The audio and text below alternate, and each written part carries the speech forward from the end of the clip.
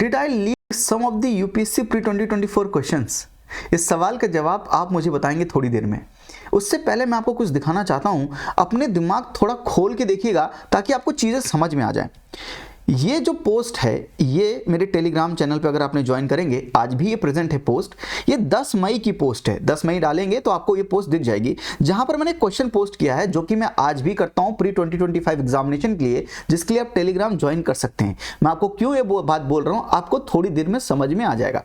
मैंने डाला था रैशनल 106 कॉन्स्टिट्यूशनल अमेंडमेंट एक्ट 2023 और थीम विमेन है, इसलिए यूपीएससी कुछ ऐसा सवाल 2024 में पूछ सकता है नारी वंदन एक्ट 2023 से। आई होप आपको यहाँ पे नारी वंदन एक्ट दिख रहा है और इसके जो भी मैंने स्टेटमेंट बनाए हैं वो आपको दिख रहे हैं। इसको थोड़ा सा जूम करके मैं यहाँ पर दिखा देता हूँ। देखिए मैंने क्या सवाल बनाया था। Consider the following statement about the Nari Shakti Vandan act 2023। 1/3 seats are reserve for women in the Lok Sabha and the Rajya Sabha.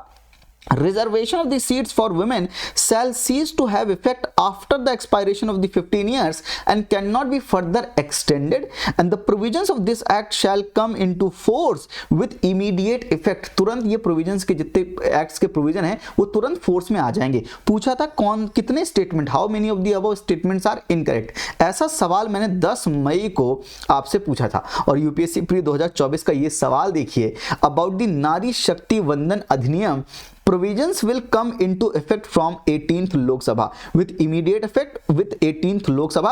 अगर आप देखें दोनों स्टेटमेंट, थर्ड स्टेटमेंट पढ़िए और इसका पहला स्टेटमेंट पढ़िए, यानी इमीडिएट इफेक्ट से नहीं आएगा, आफ्टर सम टाइम एक क्राइटेरिया उसके बाद आएगा, मतलब ये पहला ऑप्शन गलत है और आप पहला एलिमिनेट करेंगे, आंसर मिल जाएगा आपको 2 and 3। I hope you are getting my point. लेकिन मैं दूसरा और तीसरा स्टेटमेंट भी आपको चेक करवाना चाहता हूं। This will be in force for 15 years after becoming the act. 15 साल के लिए, 15 ईयर्स 15 साल के लिए, yes. And there are provisions for the reservation of the seats of the schedule caste women within the quota reserve for the schedule caste. It is schedule caste में women का reservation, yes. यहां पर मैंने women के reservation के बारे में बात की है, to an extent yes similar. यानी अगर आप ये 3 स्टेटमेंट यूपीएससी प्री 2024 के देखें और 3 स्टेटमेंट जो हमने फ्रेम किए थे आपके लिए वो देखें, तो आप देखेंगे 2 स्टेटमेंट तो एग्जैक्टली मैच्ड हैं और तीसरा भी रिजर्वेशन ऑफ द विमेन के बारे में ही बात कर रहा है। हाँ, यहाँ पर एक स्पेसिफिक हो गया शेड्यूल कास्ट में, शेड्यूल कास्ट विमेन के ऊपर बात कर रहा है। आई hope you got my point. पर अगर आप ये थर्ड स्टेटमेंट जानते हैं और इसका पहला स्टेटमेंट जानते हैं तो आंसर यहीं से निकल आएगा 2 and 3। तो क्या ये सवाल जो हमने बनाया था, क्या यूपीएससी एग्जामिनर के सबसे क्लोजेस्ट सवाल बनाया था क्या? बस ये बात बताना चाहता हूं। मैं अपनी बड़ाई के लिए वीडियो नहीं बना रहा हूं, मैं ये वीडियो ये बताने की बता रहा हूं कि टेलीग्राम पे जो हम ये सवाल डालता हूं मैं बनाकर अपने हाथ से, ये सवाल क्या यूपीएससी के पैटर्न को मैच करते हैं? क्या यूपीएससी के लेवल के सवाल है? डिड आई लीक क्वेश्चंस और not, that's a different topic. वो तो थंबनेल है इसलिए बना दिया, लेकिन क्या इसे आप लीक बोलते हैं? तो ये लीक है। अगर ये सवाल एग्जैक्टली ऐसा मैच हो रहा है, जहां पर ये स्टेटमेंट मैच हो रहे हैं, जो हमने 3 बनाए, जो इन्होंने 3 बनाए, तो क्या इसे लीक कह सकते हैं? कहने को तो कुछ भी कह सकते हैं, पर ये जो सवाल करके गया, क्या उसको फायदा हुआ? एग्जामिनेशन में फायदा हुआ? क्या आपको फायदा हुआ? मेरा मतलब सिर्फ आपसे, अगर आपको फायदा हुआ तो मैं जीत गया, अगर आपको फायदा हो गया तो मैं जीत गया, क्योंकि ये सवाल बनाने का पर्पस क्या था कि आपको फायदा हो जाए।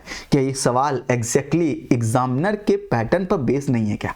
मैं बहुत खुश हूं सर इस बात से कि ये जो मेहनत हम करते हैं ये आपके काम आती है। अगर आप टेलीग्राम से कनेक्टेड होते, ये सवाल करते, तो जरूर ये सवाल लगा पाते एग्जामिनेशन में। और देखिए कितना ही क्लोजेस्ट है, 95% ऑफ द क्वेश्चन ये दोनों मैच हो रहे हैं।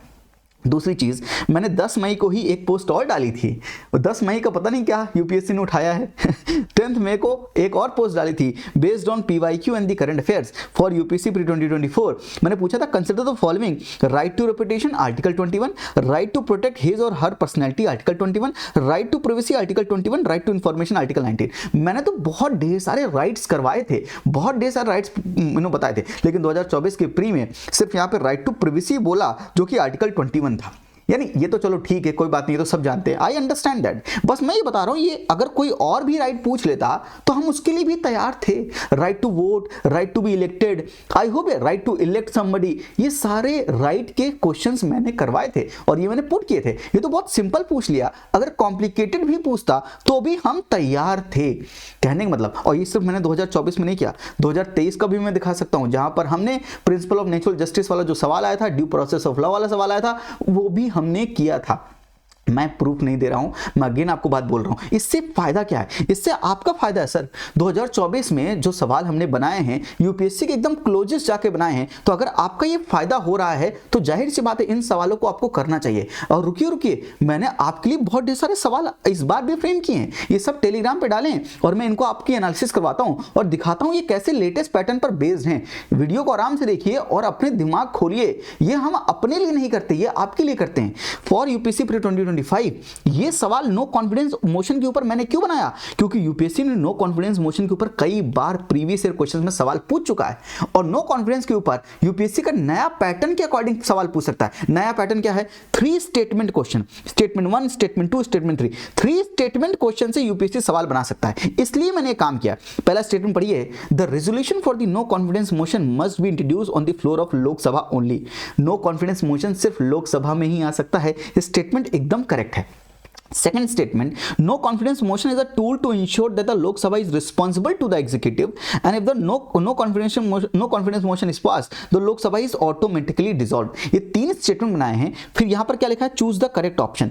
पहला ऑप्शन क्या है? ये यूपीएससी का नया pattern, statement 2 and 3 are correct and both of them explain the first. यानी ये दोनों करेक्ट हैं, सेकेंड एंड थर्ड, और ये फर्स्ट को एक्सप्लेन करते हैं। इसका पहला ऑप्शन ऐसा यूपीएससी का है। Second, both statement 2 and 3 are correct but only one of them explain first. यानी ये दोनों करेक्ट हैं, पर इन दोनों में से एक ही स्टेटमेंट है जो पहले वाले को एक्सप्लेन करती है। थर्ड ऑप्शन है only one of the statement 2 and 3 are correct and that explain the statement 1। इन दोनों में से एक ही स्टेटमेंट करेक्ट है और वो एक स्टेटमेंट एक्सप्लेन करती है पहले स्टेटमेंट को।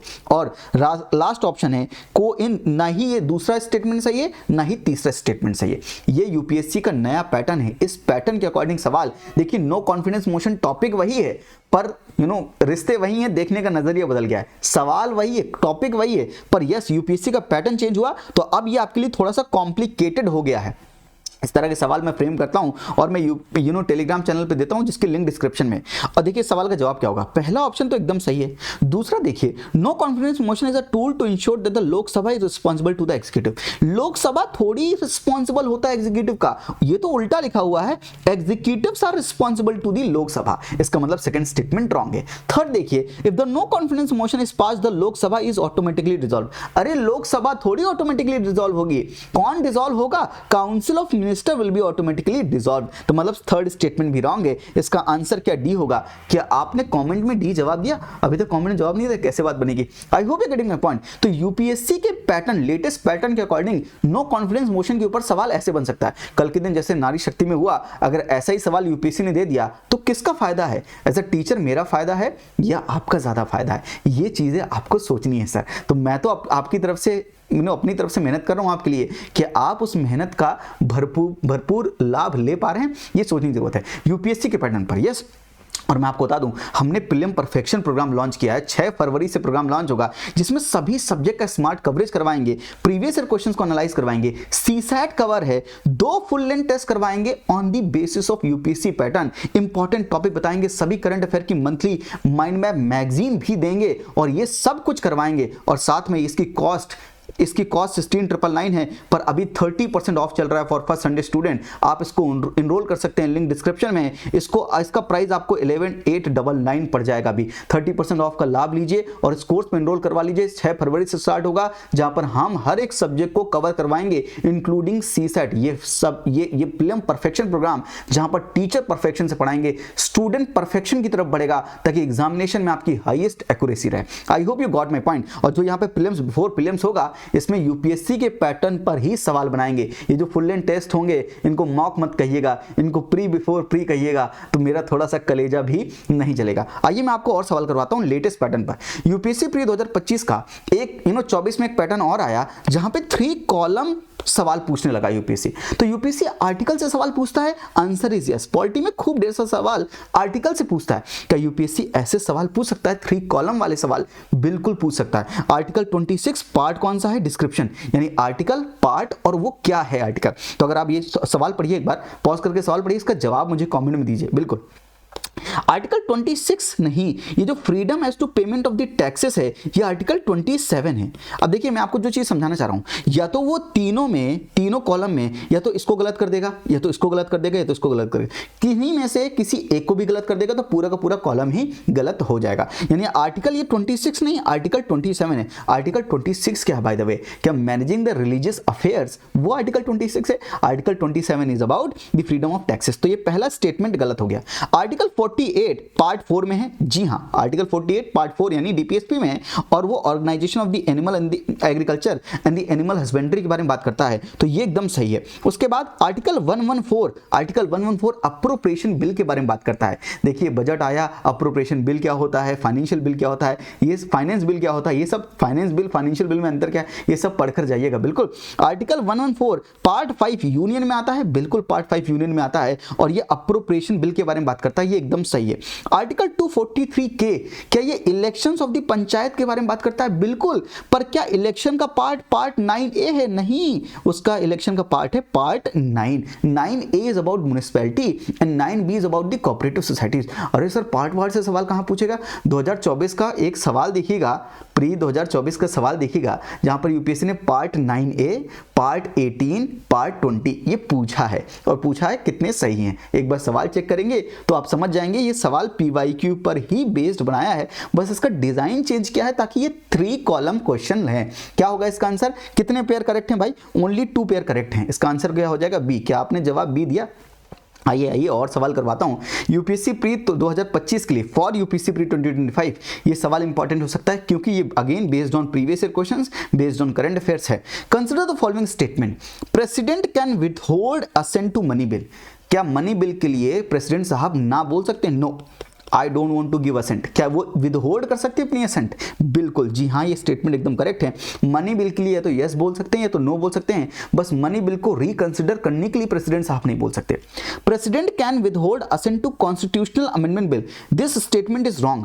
कॉन्स्टिट्यूशनल अमेंडमेंट बिल के लिए प्रेसिडेंट साहब को हाँ बोलना पड़ेगा, यस बोलना पड़ेगा, क्योंकि constitutional amendment bill special majority से पास होते हैं, इसलिए प्रेसिडेंट साहब को हाँ बोलना ही पड़ेगा। तो ये सेकंड स्टेटमेंट गलत है, क्योंकि प्रेसिडेंट साहब असेंट को विदहोल्ड नहीं कर सकते हैं। क्या प्रेसिडेंट साहब ऑर्डिनरी बिल के केस में अपनी असेंट को विदहोल्ड कर सकते हैं, ये भी सही है। और पूछा है कितने, how many of the above statements are correct, कितने करेक्ट हैं ऊपर, तो पहला और तीसरा करेक्ट है, यानी 2 स्टेटमेंट करेक्ट हैं। क्या इसका आंसर भी बी है? आई होप आपको मजा आ रहा है। और ये एक टाइप का सवाल देखिए यूपीएससी प्री 2025 के लिए, यूपीएससी ने फंडामेंटल राइट से बहुत भर भर के सवाल पूछे हैं प्रीवियस ईयर क्वेश्चंस में। इस तरह के सवाल सब मैंने टेलीग्राम पे पोस्ट किए हैं, आप इसका फायदा उठा सकते हैं बिल्कुल। स्टेटमेंट 1 मैंने लिखा है fundamental rights are negative obligation on the state, और स्टेटमेंट 2 लिखा है to ensure welfare of the citizens concept of limited government has been formulated. और ऑप्शंस क्या हैं कि दोनों करेक्ट हैं और दूसरा पहले को एक्सप्लेन करता है। सेकंड ऑप्शन है दोनों सही हैं पर दूसरा पहले को एक्सप्लेन नहीं करता है। थर्ड ऑप्शन है कि पहला सही दूसरा गलत है, एंड चौथा ऑप्शन है पहला गलत दूसरा सही है। ये 4 ऑप्शन ऐसे ही होते हैं। और यहाँ पर अगर हम देखें इसका जवाब मुझे कॉमेंट में दे दो, तभी मुझे लगेगा आप पार्टिसिपेट भी कर रहे हो। तो मैंने वीडियो की शुरुआत में क्या बोला था, मैं आपको कुछ चीज़ दिखा रहा हूँ, उसके बाद मैं आपको कुछ चीज़ें करवाऊंगा ताकि आपके दिमाग के थोड़े से तार भी खुलने चाहिए। Statement 1, fundamental rights are negative obligation on the state. State fundamental rights किसको दिए गए? सिटीजन को दिए गए। अगर सिटीजन को दिए गए तो वो राइट्स कौन छीन सकता है सिटीजन से? स्टेट छीन सकता है। स्टेट की डेफिनेशन क्या है? Article 12 of the Indian constitution से कि स्टेट क्या होता है। वो स्टेट फंडामेंटल राइट्स, जो राइट्स सिटीजन को दिए गए हैं, वो छीन सकता है। तो छीन ना पाए इसके लिए तो फंडामेंटल राइट्स हैं कि राइट स्टेट आपसे छीन ना पाए, तो this is a negative obligation on the state. तो पहला एकदम करेक्ट है। दूसरा, to ensure the welfare of the citizen, तो क्या सिटीजन को फंडामेंटल राइट देकर क्या आप सिटीजन का वेलफेयर कर रहे हो? बिल्कुल। The concept of the limited government has been formulated. What is limited government? The government which is limited by the terms of the constitution. Constitution में जो लिखा है, कॉन्स्टिट्यूशन गवर्नमेंट की पावर को लिमिट करता है, इसको हम लिमिटेड गवर्नमेंट बोलते हैं। क्या लिमिटेड गवर्नमेंट का सवाल यूपीएससी ने कई बार नहीं पूछा है? कई बार पूछा है, यानी प्रीवियस ईयर क्वेश्चंस में ये सवाल है। यानी प्रीवियस ईयर क्वेश्चंस को हमने टिल्ट करके ऐसा सवाल बनाया, स्टेटमेंट 1 स्टेटमेंट 2 पैटर्न चेंज कर दिया है। सवाल का कॉन्सेप्ट वही है, पैटर्न चेंज कर दिया तो दिक्कत दे रहा है। तो स्टेटमेंट 2 क्या है कि अगर हमको सिटीजन का वेलफेयर चाहिए तो इसलिए लिमिटेड गवर्नमेंट का कॉन्सेप्ट है, यानी सेकंड स्टेटमेंट भी सही है। क्या सेकंड स्टेटमेंट पहले को एक्सप्लेन करता है? जी हाँ, क्योंकि लिमिटेड गवर्नमेंट का कॉन्सेप्ट है इसीलिए तो ये नेगेटिव ऑब्लिगेशन है स्टेट पर। तो इसका आंसर क्या ए हो जाएगा? आई hope you got my point. इसका आंसर क्या है? ए। तो 2025 के लिए ये कुछ सवाल मैंने आपको करवा दिए हैं। ऐसे सवाल मैं टेलीग्राम पे पोस्ट करता रहता हूं, वो आप देख लीजिएगा। और प्रीलिम परफेक्शन प्रोग्राम को एक बार देखिए, समझिए इसमें हम क्या कर रहे हैं। 6 फरवरी से स्टार्ट हो रहा है ये प्रोग्राम, आपके अंदर जान डाल सकता है, कॉन्सेप्ट में क्लैरिटी ला सकता है, स्मार्ट कवरेज करवा सकता है सभी सब्जेक्ट का। सीसैट ना रुके तो सीसैट में भी आपको बहुत मोटिवेट करके, बहुत पुश करके, आपको जबरदस्ती प्रैक्टिस करवा के बहुत आगे ले जा सकता है। परफेक्शन प्रोग्राम ज्वाइन करेंगे, प्रीलिम्स में हाईएस्ट एक्यूरेसी मेंटेन कर पाएंगे। और जो आज का ये थंबनेल का था, did I lead some of the questions of the UPSC pre 2024 examination, इसका जवाब मुझे कमेंट में देते जाओ। और क्या 2025 के सवाल आपको अच्छे लगे जो आ सकते हैं, आए नहीं हैं, जाहिर सी बात है जब ये आ जाएंगे तो मैं फिर कहूंगा did I lead some of the questions of the UPSC 2025 examination. Thank you, नमस्ते, जय हिंद।